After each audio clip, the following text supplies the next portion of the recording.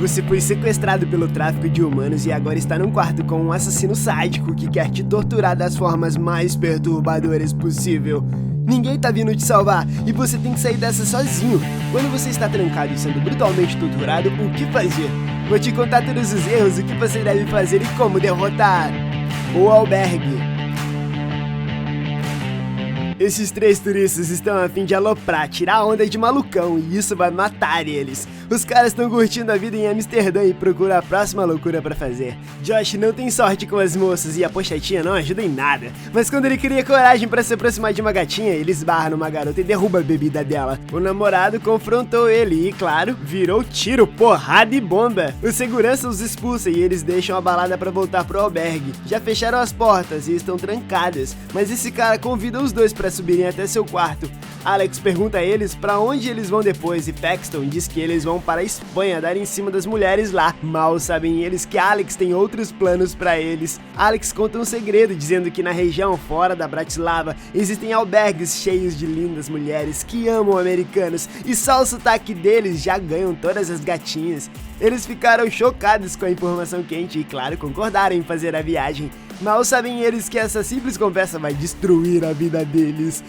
Eles refizeram todo o plano de viagem deles. Veja só, a Bratislava na verdade é uma cidade linda e segura, mas é numa direção completamente oposta da Espanha, que é pra onde eles estavam indo, e nem é o melhor lugar da Europa pra ter alguma sorte. Estatisticamente falando, a Finlândia tem o maior número de fornicação per capita do mundo, com 4,4 parceiros sexuais por ano, e a Dinamarca chega em quarto, com 4,3 por ano. Ah, e tem mais, a Dinamarca é 600 km mais perto do que a Bratislava, então pra mim a escolha é óbvia, é mais perto, as mulheres têm mais medo do amor e eles não teriam que mudar completamente os planos de viagem. No outro dia eles pegam o trem pra Eslováquia e no caminho um empresário entra no vagão deles. Ele pergunta pra onde eles estão indo e quando falam que estão indo pra Bratislava, ele diz que está cheio de mulheres bonitas e eles podem pagar pra que elas façam o que eles quiserem lá. Ele parece ser legal, mas quando ele começa a almoçar com as mãos, as coisas ficam um pouco bizarras. O homem explica que ele quer ter uma conexão com as coisas que morreram e acredita que isso é da natureza humana. Quando ele pergunta a Josh qual a natureza dele, o homem toca nele. O Josh fica pirando com isso.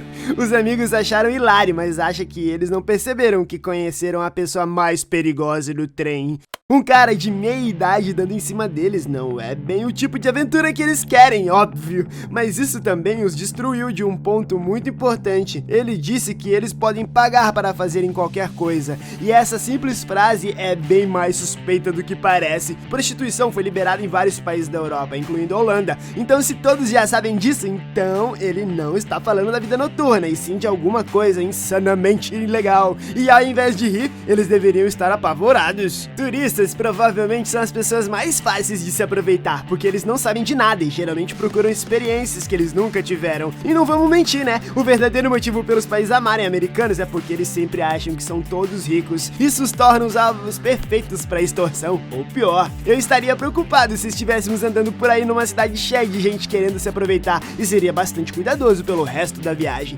Saindo da estação, eles não ficam impressionados com a vista, mas as opiniões mudam rapidinho quando eles chegam no albergue. O lugar é chicão e depois de fazerem check-in, eles descobrem que vão compartilhar quarto com outras hóspedes e parece que eles vão gritar bingo! Depois de se vestirem, as garotas convidam eles para o spa e os caras ficam mais que felizes em se juntar. Natália é da Rússia e Svetlana é de Praga e estão todos interessados em se conhecerem melhor. Na mesma noite, eles vão para uma balada juntos e as garotas compartilham as balinhas e docinhos que elas têm guardadas, mas Josh se sente um pouco estranho e sai para tomar um ar fresco e quase é roubado por uma gangue infantil, sim, crianças. Por sorte, o empresário do trem aparece bem na hora e os manda embora. Os dois voltam pra dentro e Josh se desculpa pelo que aconteceu mais cedo e nota uma tatuagem estranha no braço do homem, mas antes que ele possa dizer algo, ele é levado por Natália e voltam para o albergue para uma noite insana que Josh nunca vai se lembrar.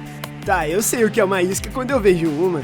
Esse cara deixou bem claro que prefere falar com o cara que tocou a perna dele no trem uma vez do que flertar com uma gata. Mas por algum motivo ela ainda tá interessada. Quando uma mulher insiste em correr atrás de você, a experiência me diz que tem algo muito errado. Mas esse não é o único descuido deles, porque se drogar com estranhos num país estrangeiro nunca termina bem. Essa situação poderia terminar facilmente com você se lascando bonito, acordando e vendo que todos os seus bens terrenos foram tirados de você. Ah, e a Eslováquia tem um sério problema de corrupção. Mesmo tendo uma dura pena para as drogas a supervisão dessas leis? Bom, já sabem, né? Nem existe. Na manhã seguinte, eles acordam com um sorriso gigante na cara, mas veem que Oli está sumido. Paxton acha que ele já está no café da manhã, porém descobrem que ele já tinha ido embora do albergue.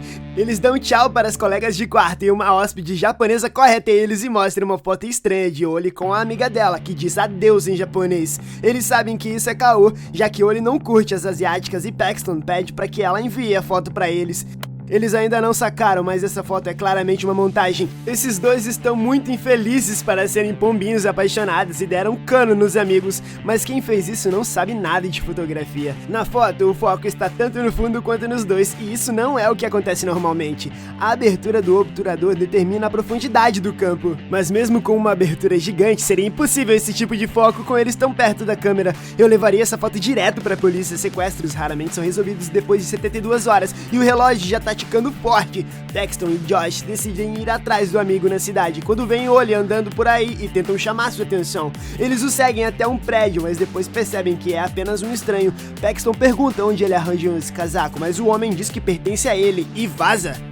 Olha, ver alguém com a mesma cor de casaco não é o suficiente pra acusar um cara de sequestro, mas tem um detalhe aqui que iria tirar esse sorrisinho de merda da cara dele, porque a jaqueta é da mesma cor da de Oli, mas também tem uma bandeira da Islândia. Oli é da Islândia, e no dia que ele some, eles acham alguém com a mesma jaqueta que tem o país dele, e esse maluco quer que eu acredite que ele comprou numa loja da Eslováquia.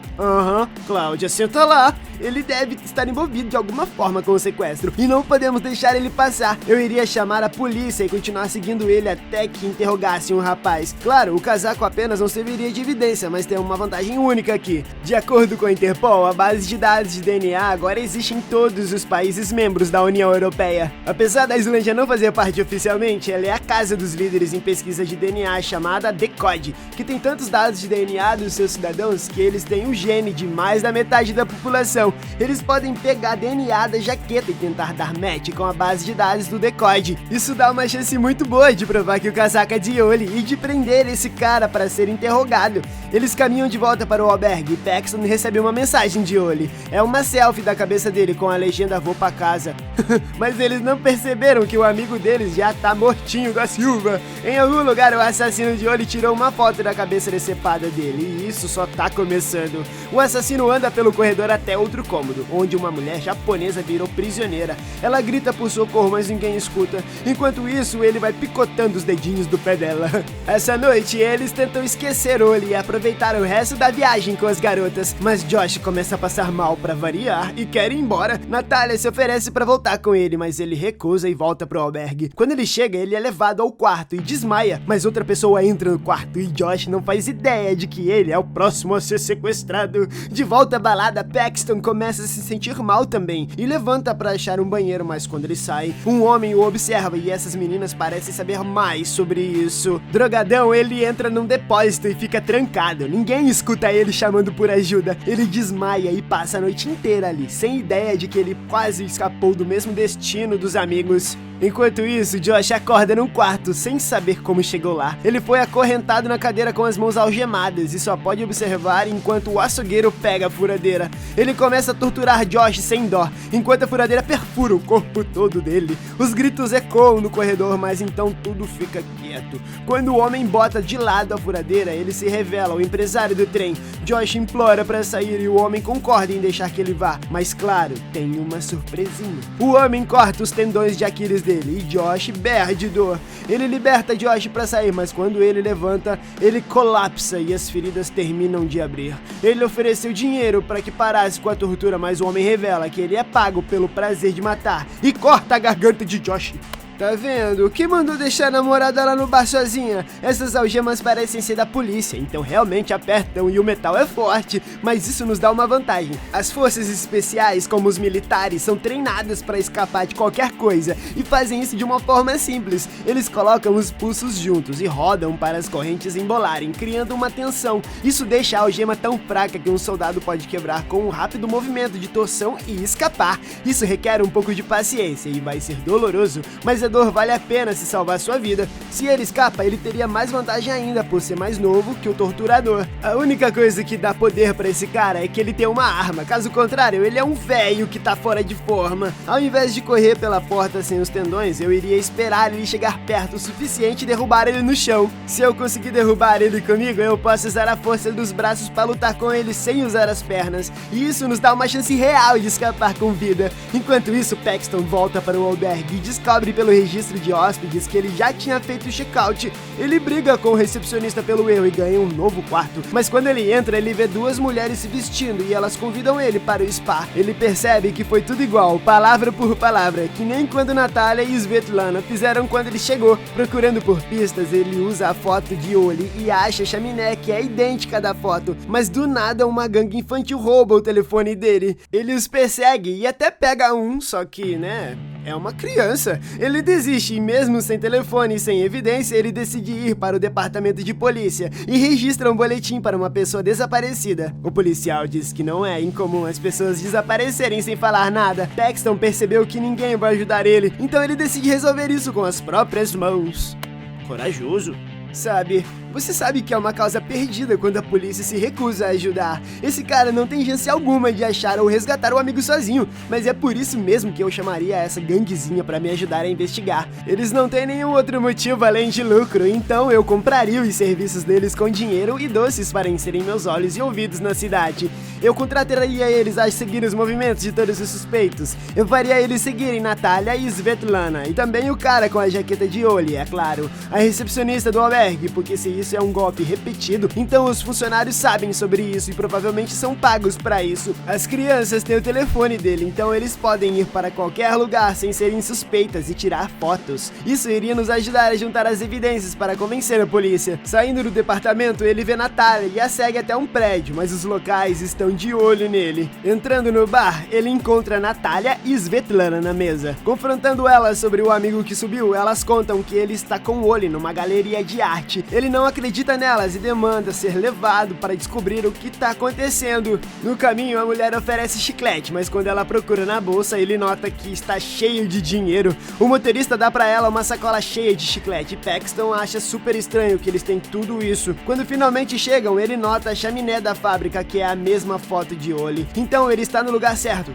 Cara, deixa eu te contar, quando uma mulher bonita te leva para uma fábrica abandonada no meio do nada, você provavelmente fez algumas escolhas erradas. Sinceramente, sem a polícia e sem celular, eu nem entraria nesse carro. Nessa altura, eu acho que a melhor coisa seria se proteger e sair dessa cidade. Eu te garanto, amigos que você consegue encontrar são melhores companhias que amigos que sumiram. Alguns relacionamentos não foram feitos para durar. Eu já teria feito tudo o que eu posso para ajudar, e isso inclui achar mais evidências para levar aos policiais. Desistir dos seus amigos sequestrados parece muito frio, mas é porque é mesmo, e eu não quero morrer. Ele entra na fábrica e fica surpreso quando vê que a entrada é livre. Ele suspeita que isso não é uma galeria de arte, mas sem outra forma de achar seus amigos, ele entra no complexo e fica horrorizado quando acha o empresário operando no amigo morto. Ele não acredita no que tá vendo e Natália revela que ela foi muito bem paga para levar ele pra lá. Então ele é agarrado e arrastado até um cômodo onde ele foi algemado e preso na cadeira, se tornando outro turista sequestrado do albergue. E não tem ninguém para salvar ele.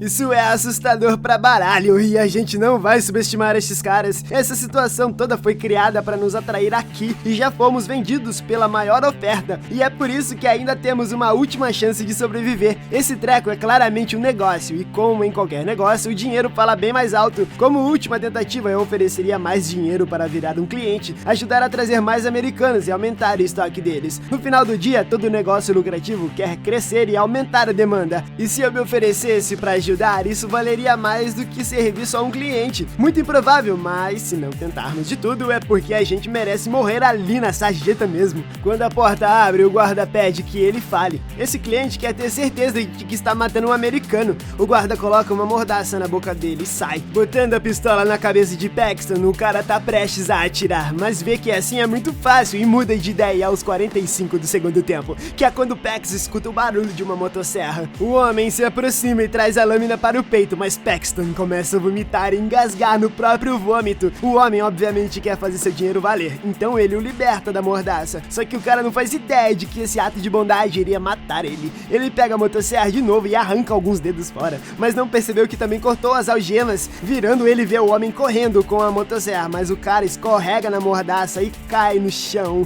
A serra corta sua perna fora e Paxton aproveita para virar a cadeira. Pegou a arma e matou o cliente. Fora do cômodo, o guarda ouve alguém chamar ele em alemão e vai checar, mas quando entra, Paxton vira e dá um tiro na fuça dele. Esse cara foi bem sortudo e esperto. Se o cômodo estivesse em silêncio por muito tempo, o guarda iria perceber, então a melhor forma foi chamar ele e o matar antes que suspeitasse de algo, mas também deixou mais difícil para ele do que era necessário, já que não é tão fácil virar rápido e atirar no alvo enquanto está preso na cadeira. Também precisamos considerar que só temos mais algumas balas no barril e não teríamos outra chance de matar ele. Se fosse eu teria virado minha cadeira de lado antes de chamar o guarda. Acho que ele não acharia suspeito se a cadeira se movesse durante a tortura, e nós iríamos atrair ele para tomar o tiro de qualquer forma. Se livrando das correntes, ele pega os dedinhos e coloca um disfarce para sair. Ele está prestes a sair quando as luzes acendem e ele se esconde num cômodo próximo, evitando os guardas. Dentro ele acha um monte de cadáveres empilhados num carrinho e se assusta quando as luzes acendem. O cara leva os defuntos e empurra pelo corredor, sem nem ideia de que Paxton tá pegando um Uber fiado.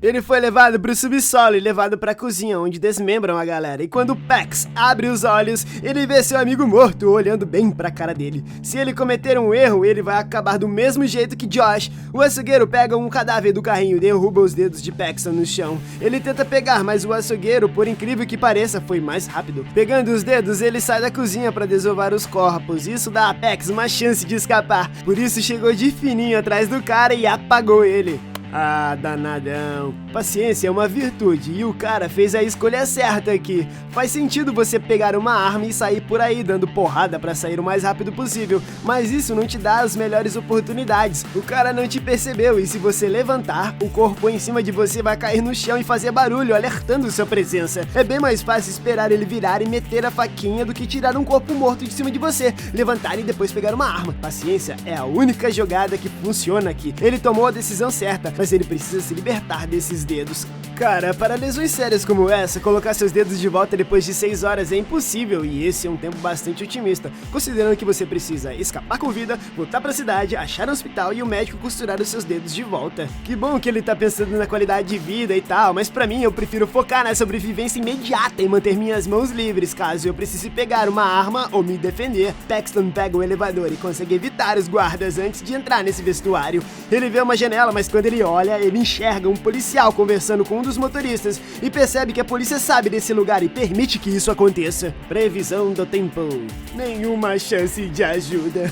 Ele troca as roupas e acha um cartão que pertence ao clube de caça com preços para as diferentes nacionalidades que trazem, mas ao encarar em choque o cartão, outro cara entra e o assusta. Ele pergunta como foi e se ele deveria matar sua vítima rápido ou não. Paxton diz para ser rápido, mas o cara discorda e decide que vai fazer bem devagar, jogando sua pistola pro lado. Pax pega e sai do prédio, achando um carro com as chaves ainda na ignição, que é quando ele escuta a japonesa gritando e se recusa a deixar ela para trás. Correndo de volta, ele segue os gritos até que ele acha o homem do vestuário torturando ela e atira nele com a pistola. Juntos eles correm para fora do prédio e roubam o carro, mas isso alerta os guardas para perseguição. Voltando para a cidade, a estrada é bloqueada por uma van, mas quando sai do caminho ele vê as mulheres do albergue e Alex de Amsterdã na rua. Eles viram, vendo que ele está no carro, mas sem remorso, Pax atropela eles.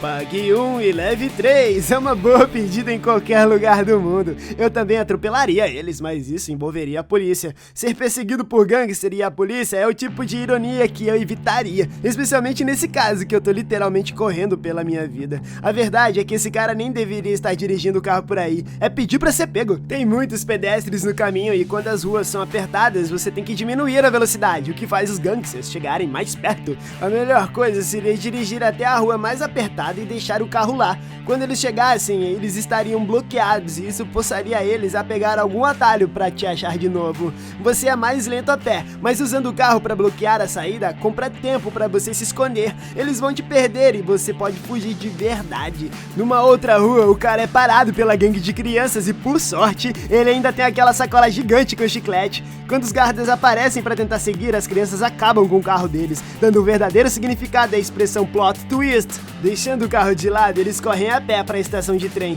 mas vê os guardas falando com a polícia. Eles se escondem atrás das caixas e quando se aproximam, a japonesa vê seu reflexo no vidro. Ela fica tão perturbada pelas feridas que ela anda até a plataforma e quando vê o trem chegando, ela pula na frente. A morte dela distrai todos na estação e Paxton consegue entrar no outro trem e escapar. Depois, enquanto finalmente descansa, ele escuta a voz do empresário e percebe que ele está no trem. Quando ele desce, cumprimenta sua filha, mas não faz ideia de que está sendo seguido. Eles param nos banheiros e o cara manda sua filha pro banheiro feminino antes de entrar no masculino sozinho. E é aqui que Paxton decide se vingar. O cara termina e espera a filha sair do banheiro, mas quando viu que ela nunca sairia, ele vê que foi sequestrada. Em pânico, ele corre pela estação chamando pelo nome dela, mas nem percebe que Paxton está bem atrás dele, com a filha dele como refém enquanto o trem sai da estação. E aí, o que vocês acharam? Como vocês fariam para derrotar o Albergue? Conta pra mim aqui nos comentários abaixo. Muito obrigado por assistir o vídeo, curta o vídeo, se inscreva no canal. E agora, tchananana, a nossa plaquinha de 100 mil inscritos, agora aqui com a gente. Muito obrigado por assistir o vídeo, galera. Tenha um dia insano de bom. Até mais. Tchau, tchau.